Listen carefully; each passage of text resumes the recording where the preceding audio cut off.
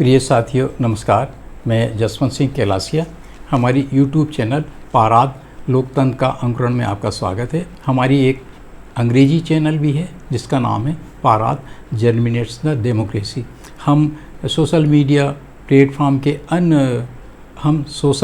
Media के अन्य platform पर भी उपलब्ध हैं। कृपया हमारे चैनल के डिस्क्रिप्शन में जाकर उनका अवलोकन कर सकते हैं। ये चैनल किन उद्देश्यों से बनाई है, इसके क्या फ़िलॉसफ़ी है, इसके क्या ध्येय हैं, इसका भी संक्षिप्त में वर्णन डिस्क्रिप्शन में दिया गया है। कृपया इसको अवलोकन करने का कष्ट करें। इन दिनों हम आपकी सेवा में, जैसा कि आप जानते हैं कि ओबीसी आंदोलन बहुत तेज़ी से चल रहा है और इस आंदोलन को लगभग 50-60 वर्ष हो गए हैं। और आजकल सुप्रीम कोर्ट के इस विषय में जो निराशाजनक निर्णय आ रहे हैं, उससे प्रेरित होकर के हम एक श्रृंखला ओबीसी के संबंध में प्रस्तुत कर रहे हैं। इस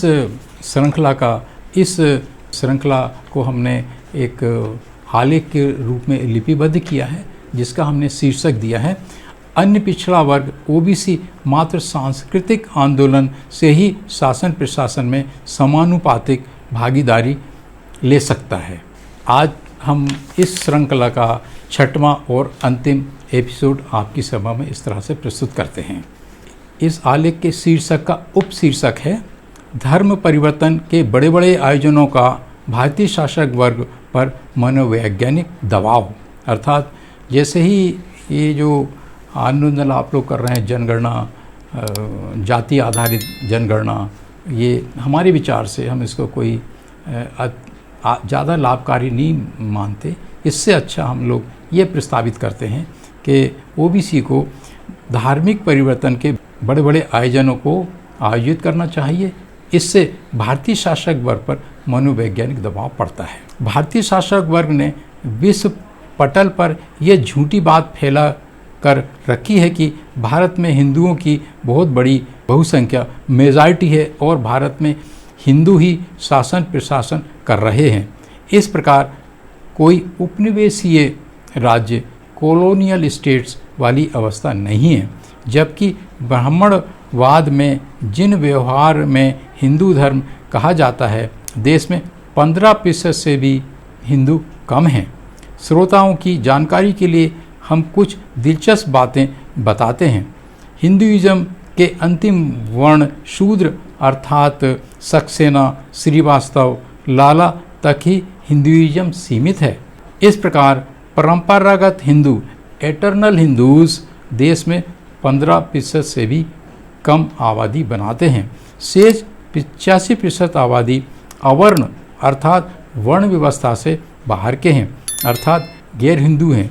वे द्रविड़, कोल, शाक्य एवं नागवंशी नस्लों के हैं, जबकि 15% जो हिंदू हैं वो आर्य प्रजातियों में से हैं। डीएनए विश्लेषण ने इन तथ्यों को और भी स्पष्ट एवं सुपरिभाषित कर दिया है कि सवर्णों, चतुर्वर्णियों जो कि आर्य नस्लें हैं का डीएनए और देश के द्रविड़, कोल, नाग, शाक्य नस्लों के डीएनए में बहुत अंतर है।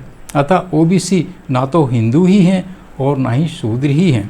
जैसे जैसे ओबीसी हिंदू शिकंजे होड़ से बाहर निकलेंगे, वैसे वैसे वे एक तरफ मुक्त लिबरेटेड होते जाएंगे। जैसा कि हमने पिछले एपिसोड में कुछ कहानियों के माध्यम से इस बात को समझाने का प्रयास किया है कि लिबरेशन, मुक्ति का क्या महत्व है। जानवर भी लिबरेशन, मुक्ति पसंद करता है। दूसरी तरफ भारतीय शासक वर्ग का मनोबल टूटता जाएगा। अब प्रश्न उठता है कि ओबीसी को कौन सा धर्म अपनाना चाहिए।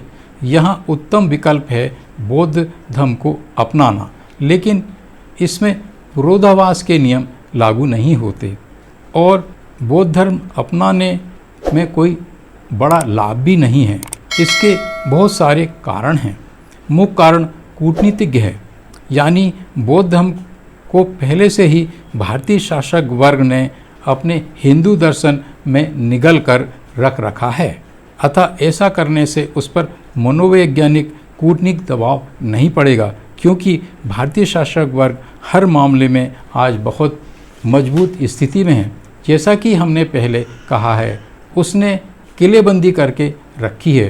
अतः उसकी किलेबंदी तोड़ने के लिए ओबीसी को चाहिए कि वे करोड़ों में एक ही साथ एक ही तिथियों में इस्लाम धर्म को अपनाने की घोषणा के लिए राष्ट्रीय स्तर पर प्रेस कॉन्फ्रेंसों का आयोजन करें। करोड़ों की संख्या में इस्लाम धर्म को अपनाने की घोषणाओं से निश्चय ही ओबीसी को लाभ मिलेगा, ऐसा हमारा मानना है। हमारा ये भी मानना है कि जैसे कि कहावत है, 100 सुनार की एक लोहार की, तथा सस्ता रोए बार बार, महंगा रोए एक बार। सुनार की तरह ओबीसी अपने प्रतिस्पर्धी भारतीय शासक वर्ग को 100 बार तो क्या 1000 बार भी चोट करेंगे तो वो झेलता जाएगा, अपने को मजबूत करता जाएगा और इसी बीच संविधान के प्रावधानों को ही खत्म कर देगा। फिर जो स्थिति बनेगी वो होगी, ना रहेगा बांस ना बजेगी बांसुरी की सी स्थिति होगी। जबकि लोहार वाली शैली में अर्थात थोक में इस्लाम धर्म को अपनाने की घोषणाओं से भारतीय शासक वर्ग को बहुत बड़ा असहनीय हथौड़ा पड़ेगा और वो ओबीसी की मांगों को मान लेगा, मांगों को लागू करने के लिए तैयार हो जाएगा। इस तारतम्य में यहाँ एक कहावत और भी प्रासंगिक हो जाती है, सीधी उंगली से घी नहीं निकलता। सांकेतिक भाषा में हम यह कह सकते हैं कि बौद्ध धर्म की अंगुली में इतना टेढ़ापन, एंटागोनिज्म नहीं है कि वो थोड़ा सा भी घी निकाल सके, वो भी उस वर्तन से जिसका मुंह बहुत ही छोटा और सकड़ा है। जबकि इस्लाम धर्म में धर्म परिवर्तन की घोषणाओं की अंगुली में इतना टेढ़ापन या दम, एंटागोनिज्म, एफिशिएंसी है कि वो बर्तन में से आसानी से घी निकाल सकता है। हमारी बात को और दिलचस्प बनाने के लिए हमें एक देहाती कहानी याद आ रही है। कृपया इस कहानी को बहुत ही ध्यान से और उसके गूढ़ रहस्यों को समझने का कष्ट करें। एक गांव था। गांव के एक छोर पर एक झोपड़ी नुमा मकान था। इसमें एक बाप, 2 बेटे रहते थे। वे अपनी जीविका पाली गई गाय के दूध से व इधर उधर छुट्टी मजदूरी करके चलाते थे। बड़ा भाई आलसी, मक्कार व चालाक था। छोटा भाई भोला भाला था। एक दिन पिता की मृत्यु हो जाती है। अब गाय की देखरेख व जीवन यापन करने की जिम्मेवारी दोनों भाइयों पर आ जाती है। बड़े भाई को चिंता लगने लगती है कि अब उसको मेहनत करनी पड़ेगी, उसके आराम में खलल दखल पड़ेगा, काम या मेहनत करने से कैसे बचा जाए, वो यही सोच रहा था। बड़े भाई को एक जुगत सूझी। उसने छोटे भाई को विश्वास में लेते हुए कहा, अब पिताजी तो नहीं रहे, वे हमारे लिए कुछ छोड़कर भी नहीं गए हैं सिवाय इस झोंपड़ी, गाय और एक छोटे से कंबल के।